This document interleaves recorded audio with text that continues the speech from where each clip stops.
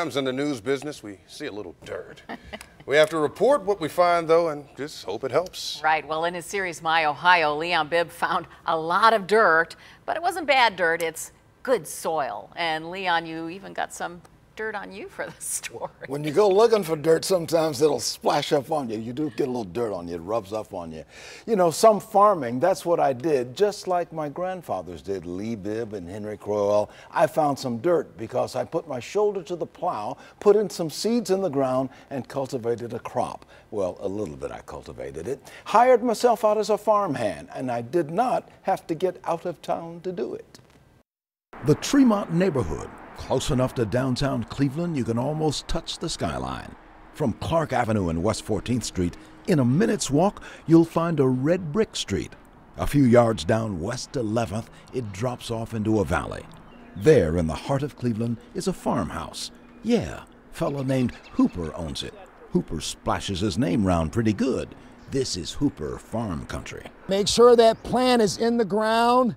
Make sure the plant is standing straight up and down, and make sure there's plenty of dirt around it. That's Hooper. He runs this small spread, this urban farm in Cleveland. But his little parcel packs a big punch.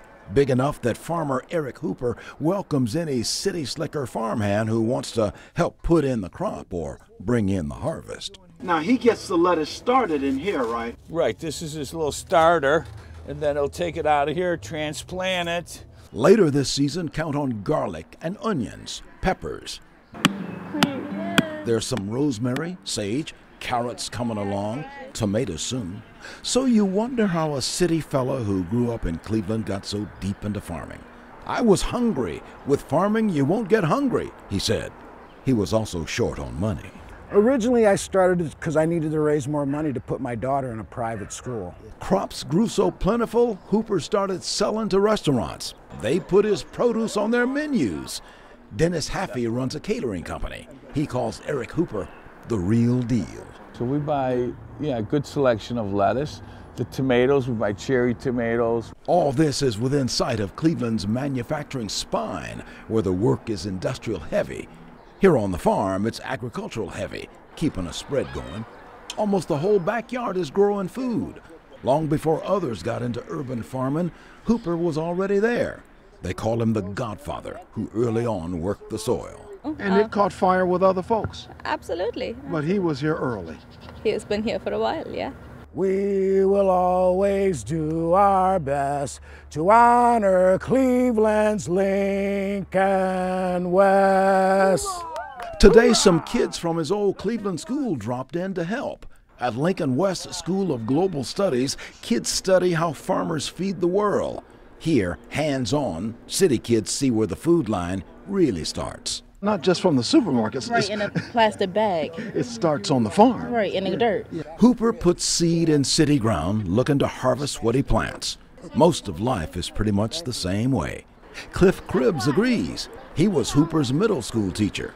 Years later, teacher still knows children need good growth, like farms need good plants. And if you can get your friends to come and till the soil for Makes it even better. Working Hooper farm built up appetites for salad from the farm. Hooper figures you gotta feed and entertain those who help you. For a year in the 90s, he entertained as a cheerleader for the Cleveland Cavs. Still sports some of the moves. How does a guy get from being a cheerleader for the Cleveland Cavaliers basketball team years ago to doing this? Gardening has always been a passion. A guitar man was there. Didn't pick any crops, but did pick a tune. So he strummed while Hooper's helpers worked the land. I guess guitar man played for his supper.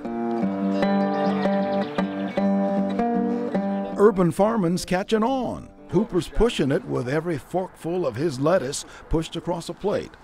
A man of many talents, Hooper is. High school and college football player, restaurant chef, truck driver, farmer, and marketing man selling an idea. He's also a scientific historian, praising the glaciers which moved through this area millions of years ago. He'll tell you the glaciers left their mark. This is your Garden of Eden, isn't it? This is the city of Cleveland, a great lake and a great soil. And that's what makes us so valuable to the Midwest area. After a while, volunteers left, but farmer Erich Hooper stuck close to the crop, coaxing it along. He'll do that till the sun sets, maybe longer. This is his life in an urban corner of my Ohio. And this is Leon Bibb telling you what you're thinking and what Erich Hooper knows. A farmer's work is never done, even in the city. Hooper's farm is just one in our area. Others in Cleveland are doing what he's doing, spreading the idea. Now, I think it's worth considering, perhaps in some of Cleveland's huge areas of emptiness or blight. Maybe some of it could be agricultural land waiting for the plow. Centuries ago, Cleveland began as a farming community. I think there's room for more urban farming. I think it's something to think about, too. What do you think?